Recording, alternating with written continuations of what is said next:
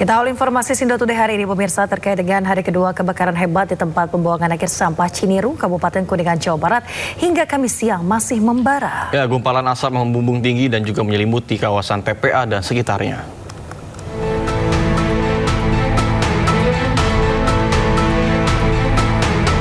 Seperti inilah pantauan udara kebakaran yang nyaris membakar seluruh area tempat pembuangan akhir sampah di Desa Ciniru, Kecamatan Jalaksana, Kabupaten Kuningan, Jawa Barat, Kamis siang.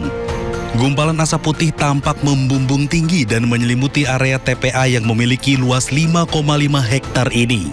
Sejak awal kebakaran Rabu dini hari kemarin, hembusan angin kencang disertai cuaca panas membuat kobaran api dengan cepat membesar dan meluas sampai saat ini. Jumlah kendaraan pemadam yang terdiri dari Damkar, BPBD, dan Yonif Kabupaten Kuningan dikerahkan sepenuhnya. Begitupun juga para personel gabungan dan relawan terus silih berganti melakukan penanganan. Kepala UPTD Penanggulangan Sampah TPA Ciniru mengungkap TPA seluas 5,5 hektar ini sudah termasuk kategori overload serta fasilitas yang dinilai tidak cukup menunjang untuk beroperasi. Untuk di TPA ini, kita itu udah overload, beroperasitas, kita perlunya perluasan tanah TPA untuk zona buang sampah baru. Ditambah lagi kita kondisi alat berat kita punya 2 alat berat, ekskavator 1 sama bulldozer 1. Itu juga udah sering rusak gitu. Jadi kita perlu penambahan alat berat dan perluasan lahan TPA untuk pembuangan sampah baru. Sementara itu, kejadian ini mengundang perhatian serius dari Komisi 12 DPR RI. Pihaknya berkomitmen penuh mengawal isu ini hingga ke pusat guna menemukan solusi jangka panjang. TPS Ciniru yang luasnya 5,5 hektar ini sudah overload, sudah sangat harus ditangani secara serius, secara sungguh-sungguh, jangan sampai memiliki dampak yang negatif untuk kesehatan masyarakat dan sekitarnya. Diketahui sumber air dan juga medan berbahaya membuat proses penanganan mendapat kesulitan. Tak hanya itu, sejumlah petugas damkar juga harus mendapat penanganan medis setelah mulai merasakan sesak nafas dan juga ada yang terluka. Dari Kuningan, Jawa Barat, Mahardika, iNews melaporkan. Pemirsa, bencana longsor terjadi di area pertambangan emas ilegal di Kabupaten Pohuwato, Gorontalo. Ya, 5 penambang dinyatakan tewas akibat tertimpa material longsor dan 1 penambang berhasil dievakuasi dengan selamat.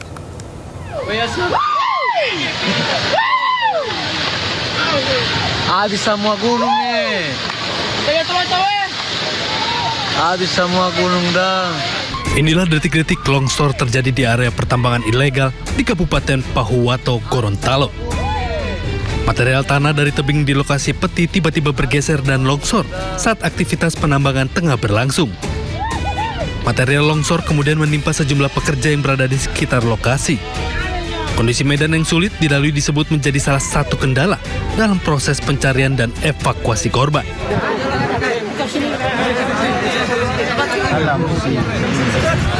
Sedikitnya 6 korban dievakuasi, 5 diantaranya dalam kondisi meninggal dunia dan 1 selamat. Pihak kepolisian sendiri saat ini masih terus berada di lokasi longsor guna mengidentifikasi dan mengevakuasi apakah masih ada para penambang yang tertimbun material longsor. Dari Pohuwato, Gorontalo, Nur Faizil Hasan, iNews melaporkan. Pemirsa, 3 pekerja Dinas Lingkungan Hidup Kota Tanjung Balai, Sumatera Utara tersetrum aliran listrik saat menghias tugu jelang kemeriahan menyambut Hari Kemerdekaan 17 Agustus. Ya, ketiga korban kini mendapatkan perawatan intensif di Rumah Sakit Umum Daerah Tanjung Balai.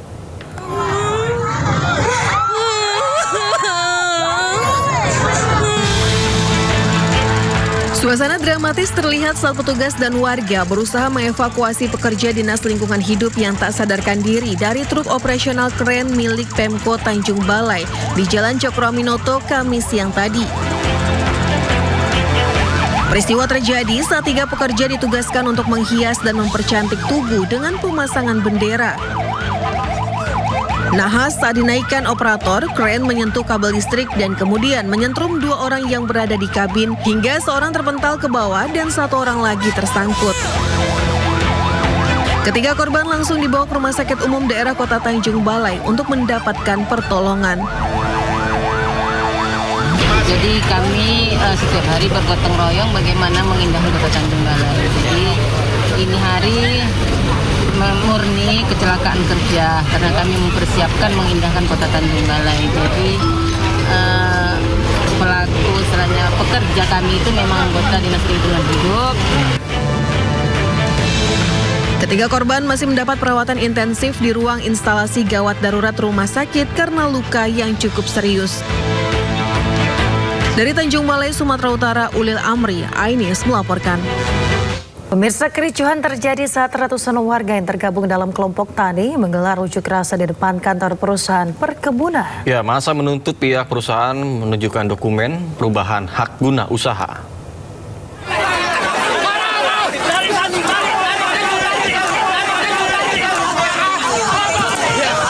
Kericuhan tak terhindar saat massa yang tergabung dalam kelompok tani berusaha menerobos masuk area kantor perusahaan.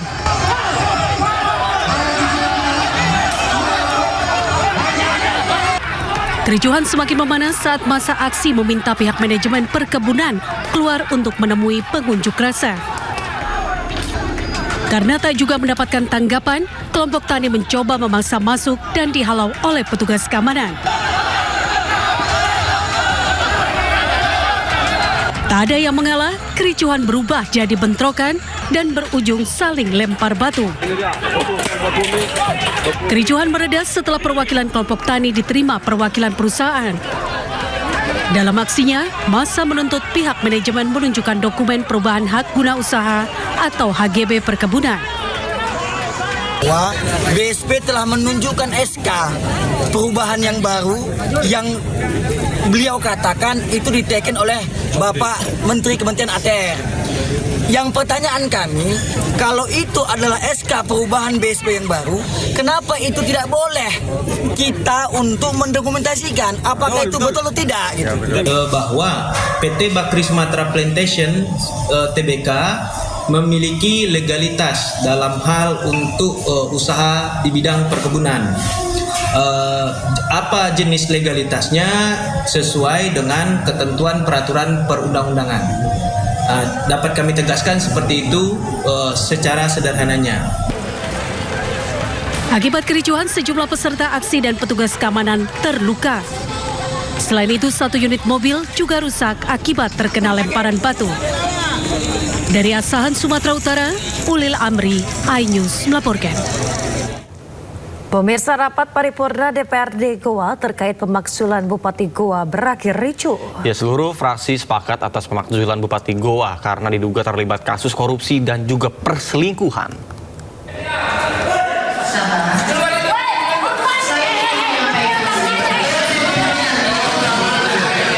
Rapat paripurna DPRD Goa, Sulawesi Selatan memanas. Situasi pun berubah ricuh usai dipicu teriakan dari sejumlah orang yang hadir dalam ruang rapat. Rapat ini menghasilkan keputusan pemakzulan terhadap Bupati Goa, Husniah Talenrang, atas kesepakatan seluruh fraksi. Husniah yang berbicara di atas mimbar terkait klarifikasi kasus yang menjerat dirinya sontak mendapat hujan interupsi. Dan dengan tegas saya menyatakan bahwa semuanya melalui proses. Ya, di sini bukan tempat kita untuk menghakimi atau mengadili. Masih ada proses selanjutnya. Saya menghargai ini adalah rumah rakyat. DPR adalah mitra kita.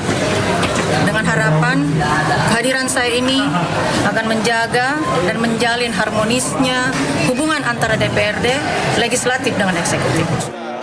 Sebelumnya, Husniah diperiksa tim Pansus Hak Angket atas 3 kasus, yaitu dugaan korupsi seragam sekolah gratis sebesar 16 miliar rupiah, pencabutan sepihak bantuan beasiswa program doktoral salah satu mahasiswi, dan dugaan perselingkuhan. Dari Goa, Sulawesi Selatan, Bukma, iNews melaporkan. Pemirsa, sekelompok mata elang atau debt collector di Tangerang Selatan, Banten nekat memberhentikan pengemudi ojek online di depan markas batalion TNI. Dan aksi ini pun viral di media sosial. Sekelompok mata elang atau debt collector memberhentikan pengemudi ojek online di Jalan Raya Serpong, Tangerang Selatan, Banten siang hari di depan markas batalion TNI dan sempat menjadi perhatian warga. Meski kedua belah pihak langsung meninggalkan lokasi, namun sejumlah warga resah karena banyaknya aksi perampasan kendaraan yang terjadi di sekitar lokasi. Iyalah, apalagi di depan itu.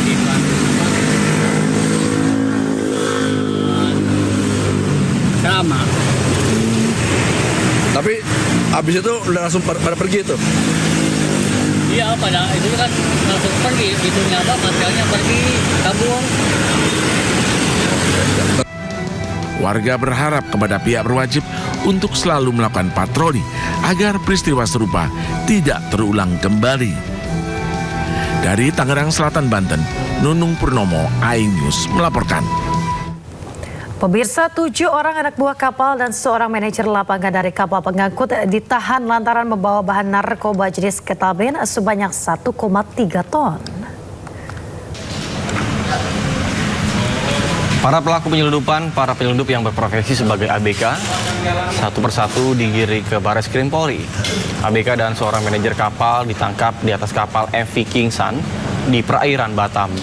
Para pelaku menyelundupkan bahan narkotika jenis ketamin sebanyak 1,3 ton. Pelaku pun telah dipantau polisi dan diketahui telah menjalankan aksinya sebanyak 3 kali ke sejumlah negara termasuk Indonesia.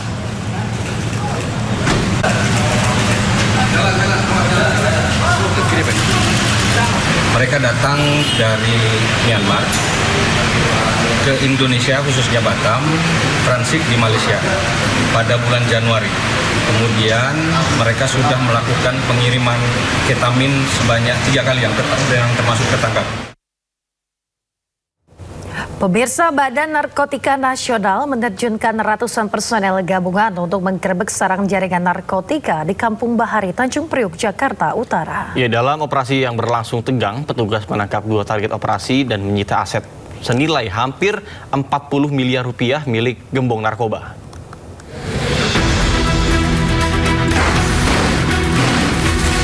Suasana tegang tak terhindarkan saat ratusan personil gabungan melancarkan operasi besar di Kampung Bahari, Jakarta Utara.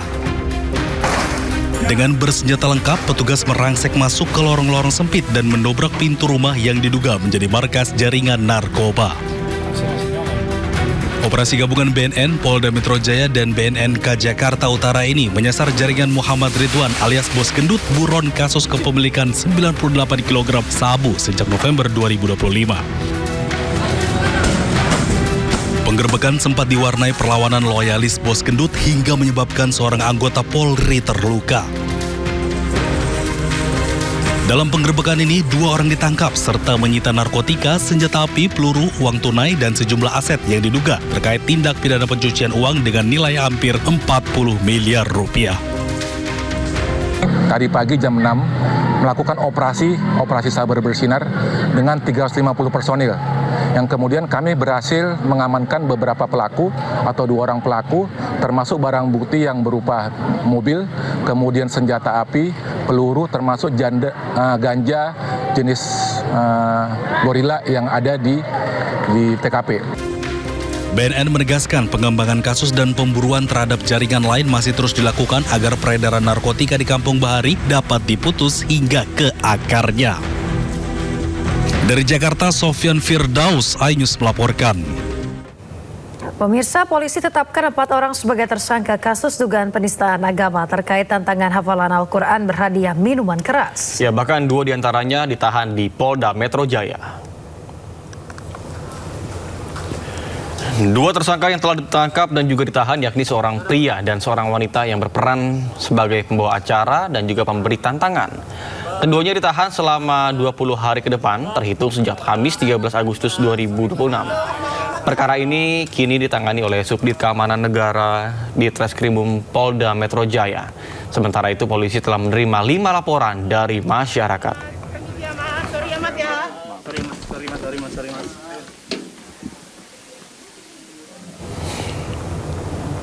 Direktur Reserse Kriminal Umum Polda Metro Jaya menyebut berdasarkan rangkaian penyidikan dan alat bukti yang diperoleh, penyidik telah menetapkan 4 orang sebagai tersangka, masing-masing berinisial RES, AK, I, dan M.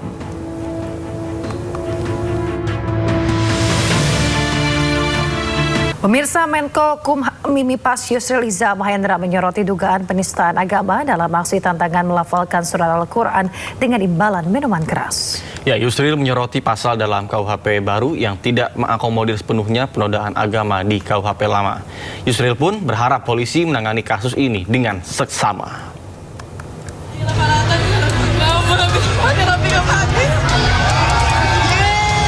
Acara festival musik di kawasan Ancol, Jakarta Utara diwarnai dugaan penistaan agama. Sebuah stand minuman memberi tantangan kepada pengunjung menghafal surat pendek dengan imbalan minuman keras. Hal ini pun membuat banyak pihak marah. Menteri Koordinator Bidang Hukum HAM, Imigrasi dan Pemasyarakatan Yusril Iza Mahendra turut menyoroti kasus ini. Yusril menyebut pasal dalam KUHP baru tidak mengakomodir sepenuhnya soal penodaan agama yang dulu diatur dengan jelas di KUHP lama. Pasal 300 dan 301 KUHP baru itu tidak mengcover seluruhnya hal-hal yang terkait dengan apa yang dulu kita sebut dengan penodaan agama atau melakukan tindakan-tindakan perbuatan yang dapat merendahkan harkat dan martabat ajaran agama atau satu perbuatan, ucapan dan tindakan yang dapat menimbulkan ketersinggungan atau kemarahan atau rasa tidak nyaman dari satu kalangan penganut agama tertentu yang berkembang di tanah air kita. Dan mengingat pasal-pasal yang masih longgar dan fleksibel semacam ini, saya berharap polisi dapat menafsirkan norma-norma itu secara pas dan adil. Yusril pun berharap polisi memanggil para pihak dan juga ahli sehingga pasal dalam KUHP baru bisa memberikan rasa adil baik kepada terduga pelaku dan juga masyarakat yang kecewa. Tujuan kita sebenarnya bukan menghukum seseorang, tapi tujuan kita adalah untuk memulihkan keadaan supaya kembali ke keadaan semula. Jadi bagaimana caranya? Bisa restoratif justice, bisa apa? Ya silakan polisi melakukan upaya-upaya penyelesaian terhadap persoalan ini. Tapi yang penting adalah polisi jangan mendiamkan persoalan ini. Kalau didiamkan nanti akan timbul kemarahan, lalu kemudian demo-demo, lalu menimbulkan gangguan Kamtibmas ya yang kita. Sebelumnya polisi telah menangkap 2 orang terduga pelaku dalam kasus ini. Usai Majelis Ulama Indonesia atau MUI melapor ke Polres Metro Jakarta Utara. Terduga pelaku penistaan saat ini sudah diamankan di Polres Metro Jakarta Utara.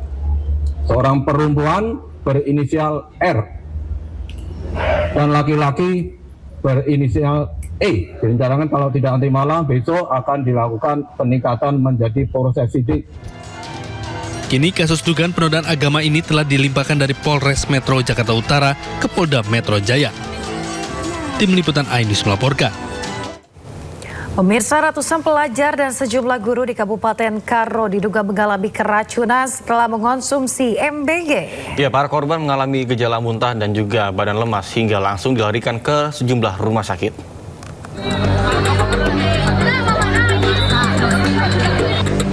Sebanyak 255 siswa yang berasal dari sejumlah sekolah di Kabupaten Karo, Sumatera Utara diduga mengalami keracunan usai mengkonsumsi MBG. Para siswa merasakan gejala keracunan, mulai dari muntah-muntah dan kondisi badan yang lemas. Petugas medis yang menerima laporan langsung melarikan para siswa ke rumah sakit untuk mendapatkan perawatan. Atas peristiwa ini, Pemkot Karo berjanji akan menanggung seluruh biaya korban. Kami semua sudah melihat dengan jelas, dengan teliti, satu persatu. Jadi dari 255 anak sekolah yang kemungkinan, ini baru kemungkinan gejala keracunan, ini semuanya tidak ada yang mengkhawatirkan. Semuanya sudah kami lihat satu persatu. Tidak ada masalah yang serius. Semuanya sudah tertangani dengan baik. Jumlah siswa yang mengalami keracunan MBG di Kabupaten Karo diperkirakan masih mungkin bertambah dikarenakan sejumlah korban baru merasakan gejala usai pulang ke rumah.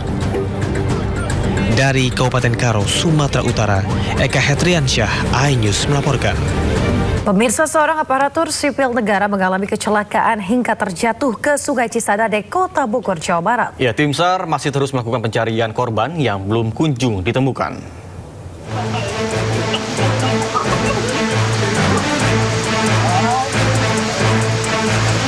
Seorang aparatur sipil negara Dinas Arsip dan Perpustakaan Kota Bogor terjatuh ke Sungai Cisadane, Kota Bogor, Jawa Barat. Korban diduga terjatuh akibat kecelakaan saat akan menyeberang jembatan menuju rumahnya usai pulang kerja. Tim SAR gabungan langsung diterjunkan mencari korban bernama Bayu Zulfikar dengan menggunakan perahu karet dan penyelaman selama hampir 3 jam. Sebelumnya ASN Dinas Arsip dan Perpustakaan Kota Bogor ini hendak pulang ke rumahnya dengan mengendarai motor dinasnya. Diduga korban alami kecelakaan di jalan menurun dan berbelok saat hendak menyeberang jembatan hingga korban terjatuh dan tenggelam di Sungai Cisadane. Jadi saya mau keluar, lewat jembatan, nggak lama, nemu motor Kang, posisi jatuh dan nyala. Saya panggil-panggil nggak ada orang. Terus saya inisiatif buat diriin motor, kondisiin motor supaya aman. Saya konfirmasi ke RT, dan akhirnya warga ngumpul lah di situ. Tak kunjung ditemukan, tim SAR menghentikan pencarian saat larut malam. Pencarian korban akan kembali dilakukan keesokan harinya. Dari Bogor, Jawa Barat, Andi Firmansyah, iNews melaporkan.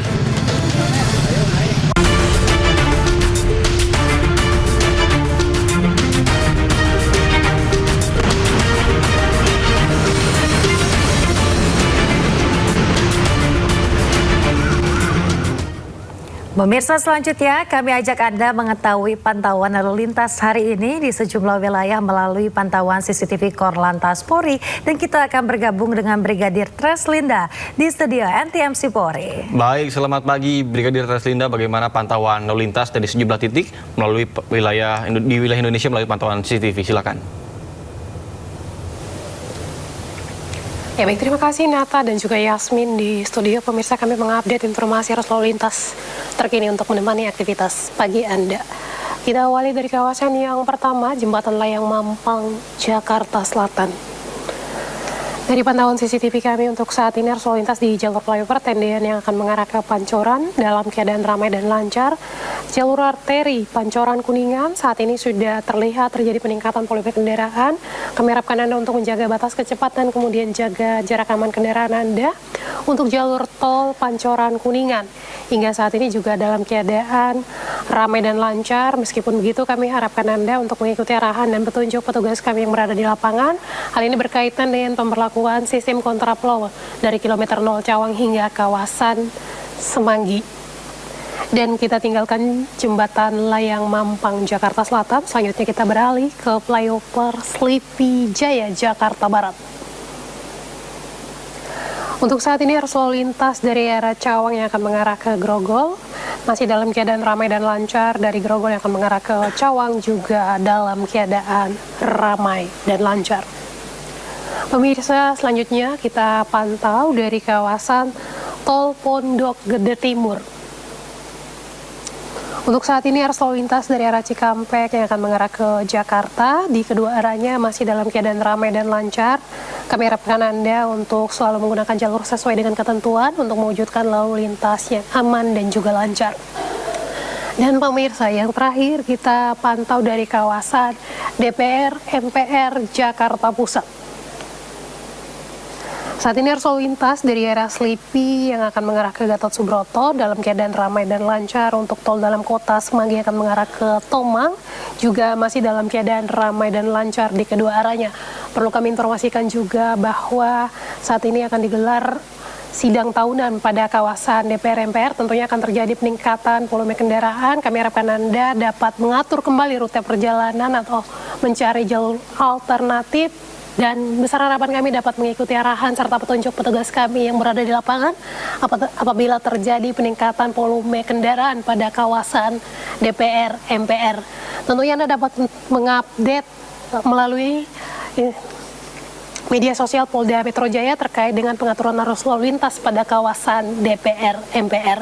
Kami juga menginformasikan data dari SBS Korlantas Polri, angka kecelakaan lalu lintas selama 1x24 jam ini terjadi 212 kasus laka lantas dengan rincian 11 orang meninggal dunia, 16 orang luka berat serta 140 orang luka ringan. Dari data tersebut 71% didominasi dengan kendaraan roda 2. Dan juga kami harapkan untuk para pengguna jalan untuk selalu berhati-hati dalam berkendara. Untuk itu juga kami harapkan Anda dapat menghubungi call center 110 agar respon cepat jika terjadi kedaruratan lalu lintas, kecelakaan, atau tindak pidana di jalan. Call center Polri 110 dapat dihubungi dari nomor ponsel maupun nomor telepon rumah secara gratis dan terhubung selama 1x24 jam. Demikian Brigadir Treslinda melaporkan, kembali ke rekan saya Yasmin dan juga Nata di studio. Silakan. Baik, terima kasih Brigadir Treslinda atas laporannya. Selamat bertugas kembali dan salam presisi. Anda kembali di Sinda Today, pemirsa. Presiden Prabowo Subianto resmi meluncurkan motor listrik nasional atau Molinas. Pengembangan Molinas diproduksi dalam negeri memanfaatkan sumber daya dan kemampuan teknologi nasional.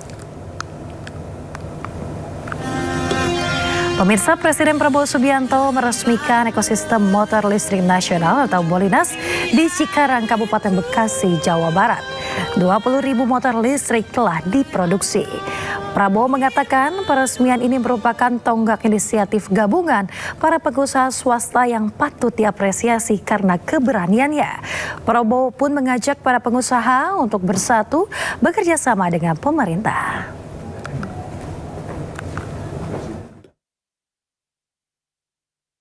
Bisa kita saksikan bersama-sama.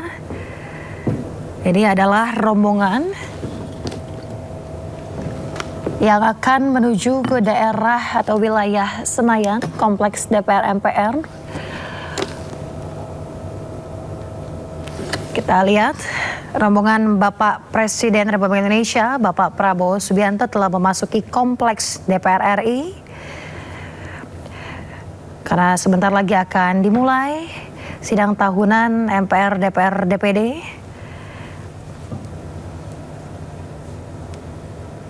Direncanakan sidang akan dimulai pada pukul 8.30 waktu Indonesia Barat.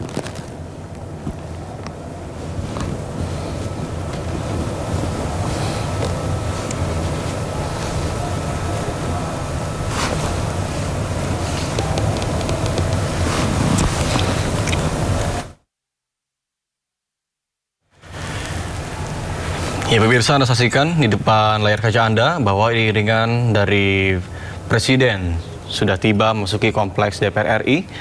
Tentunya akan langsung menuju ke ruangan sidang untuk melaksanakan pidato kenegaraannya. Dan dapat diinformasikan juga bahwa ada pun rangkaian sidang pada hari ini.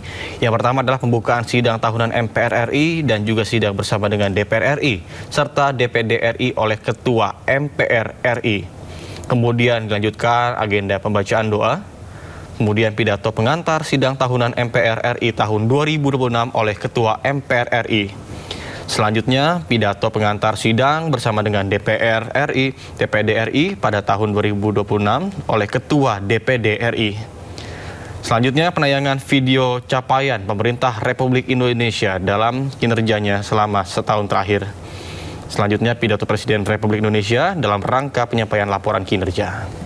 Ya, kita saksikan bersama-sama pemirsa. Mobil rombongan Presiden Republik Indonesia telah tiba.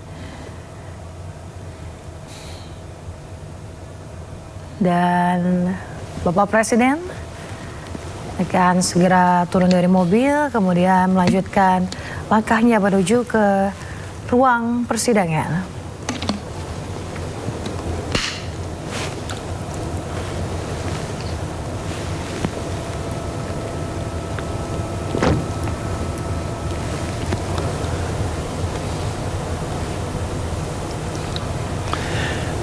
Dan pemirsa, bisa Anda saksikan bahwa Presiden Prabowo Subianto saat ini sudah tiba dan juga turun.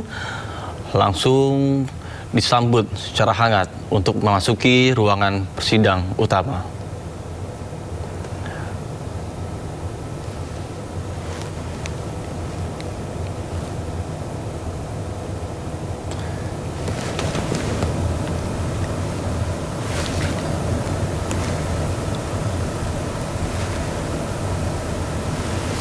Ya, Bapak Presiden disambut oleh sejumlah perwakilan dari anggota DPR RI, MPR dan juga DPD. Dan ditemani oleh Wakil Presiden Republik Indonesia Gibran Rakabuming Raka.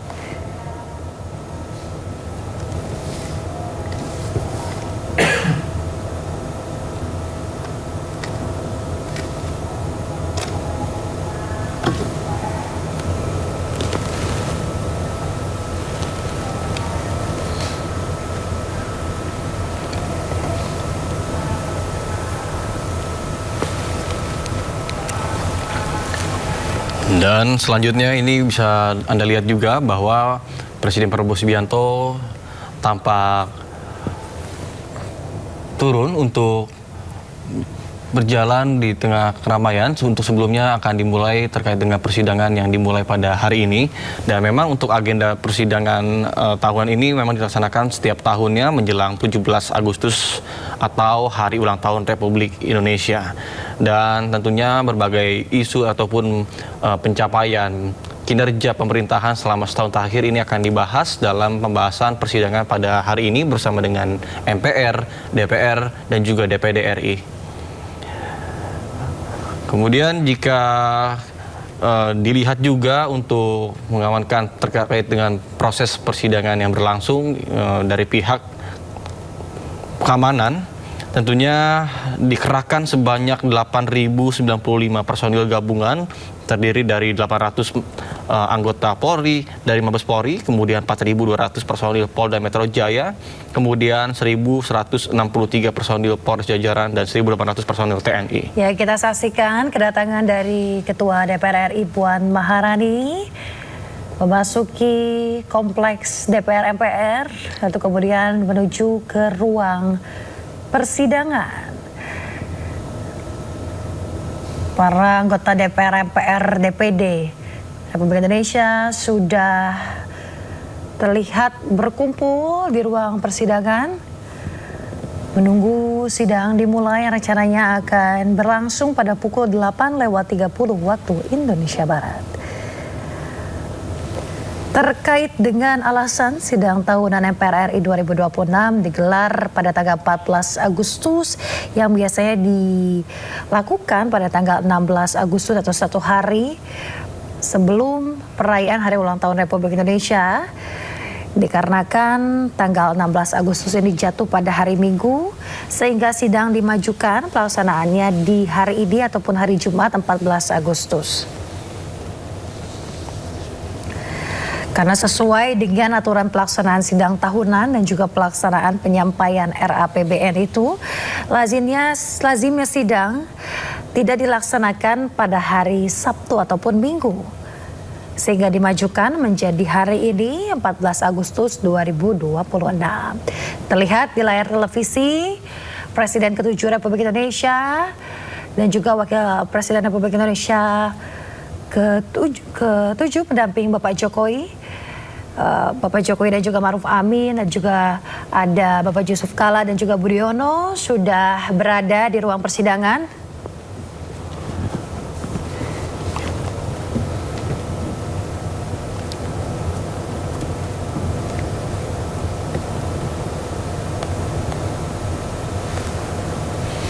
Dan disaksikan juga di layar kaca Anda bahwa untuk saat ini para hadirin sudah mulai memasuki ruangan dan tentunya ini adalah momen yang sangat ditunggu karena sebentar lagi pada pukul 8.30 atau sekitar 17 menit lagi persidangan akan segera dimulai.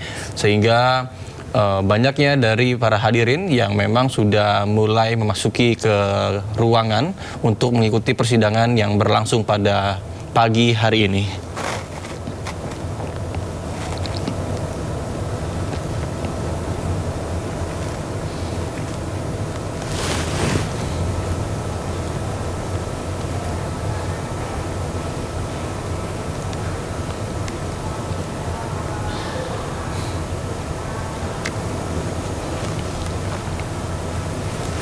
Nah, setelah rangkaian sidang pagi ini nantinya selesai, akan ada agenda lain, agenda kenegaraan dilanjutkan dengan rapat paripurna DPR RI nanti pada pukul 14:30 waktu Indonesia Barat.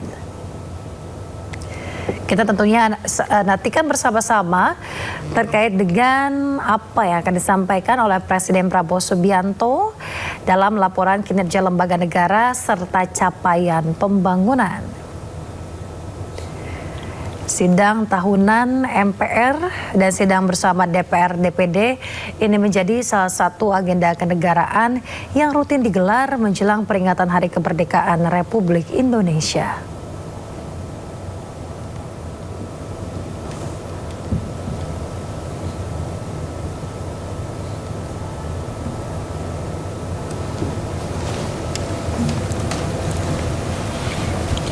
Ya, dalam agenda yang berlangsung pada hari ini, Presiden Prabowo Subianto dijadwalkan menyampaikan keterangan pemerintah atas rancangan undang-undang tentang anggaran pendapatan dan belanja negara atau RAPBN tahun anggaran 2027. Bahkan Ketua DPR nantinya Puan Maharani berharap akan terkait dengan penyampaian RAPBN 2027 akan memberikan gambaran mengenai program-program prioritas pemerintah untuk tahun yang akan datang.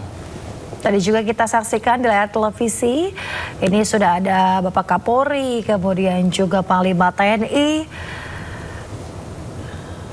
kemudian juga dari Kejaksaan Agung, sudah berada di ruang persidangan.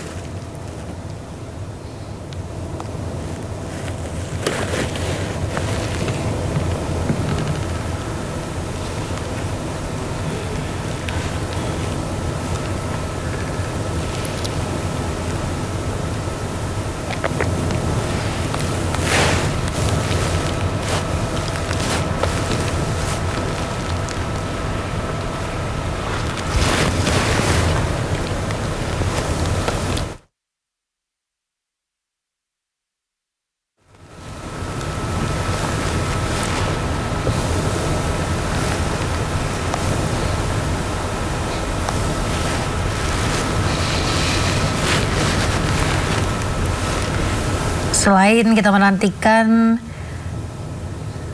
laporan kinerja lembaga negara dan capaian pembangunan yang nanti akan disampaikan oleh Bapak Presiden Prabowo Subianto, kita juga nanti akan saksikan bersama pidato dari Ketua MPR Ahmad Muzani dan Ketua DPD Sultan Najamuddin.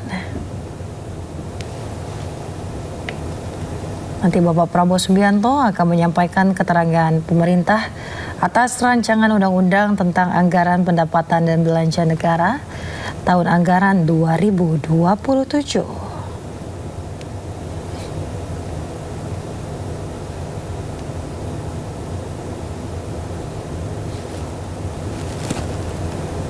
Untuk alurnya, nanti Ketua MPR Ahmad Muzani ini akan membuka sidang tahunan MPR dan menyampaikan pidato pengantar.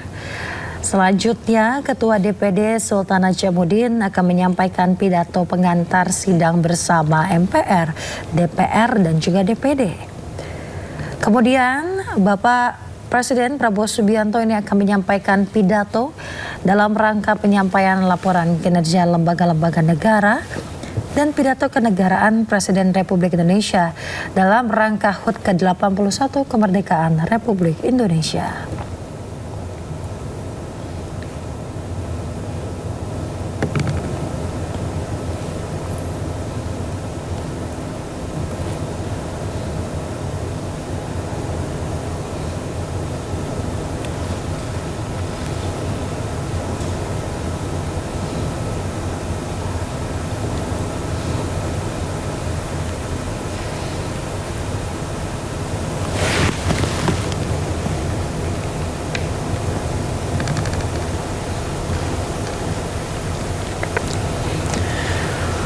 Ya pemirsa, sebentar lagi kita akan saksikan secara bersama bahwa untuk persidangan akan segera dimulai karena memang terkait dengan agenda sudah dijadwalkan akan dimulai pada pukul 8:30 waktu Indonesia Barat.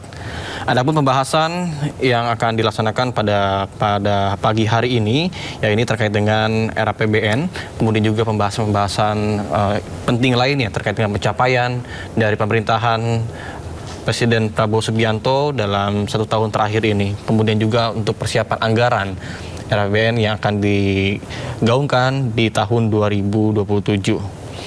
Kemudian untuk persidangan sendiri nantinya ada pun beberapa agenda susunan acara yang akan dilaksanakan adalah pembukaan, kemudian pembacaan doa, selanjutnya pidato pengantar sidang tahunan MPR RI tahun 2026 oleh Ketua MPR RI.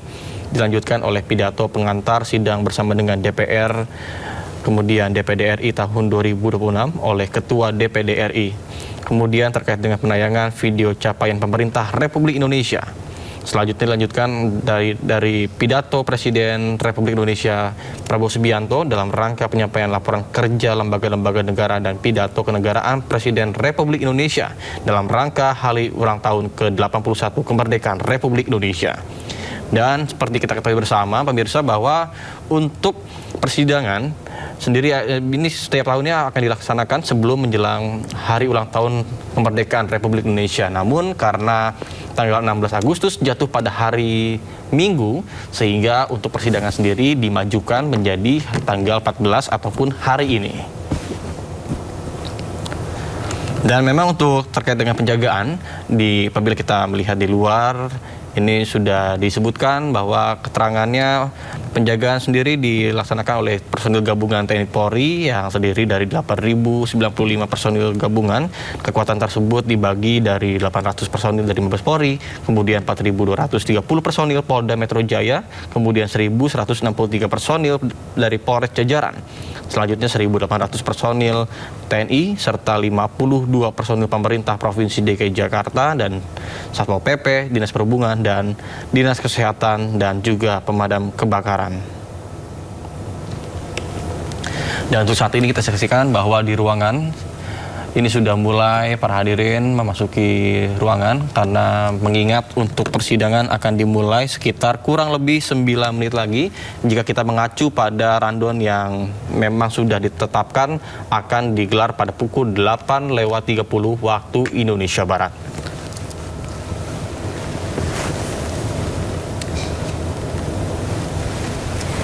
Kita akan saksikan bersama pemirsa sebentar lagi. Sidang tahunan bersama MPR, DPR RI, dan DPD akan segera dimulai.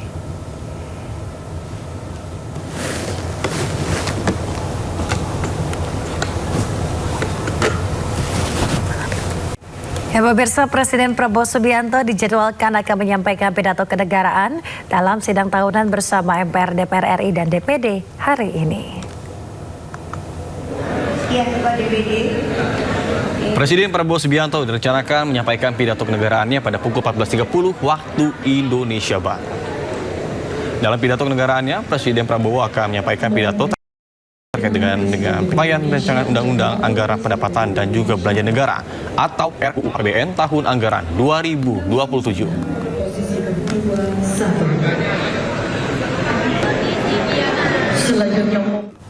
Pimpinan DPR RI menerima sejumlah perwakilan serikat buruh di Kompleks Parlemen Senayan, Jakarta. Ya, pertemuan membahas sejumlah usulan buruh sebagai masukan dalam penyusunan rancangan undang-undang ketenagakerjaan yang baru.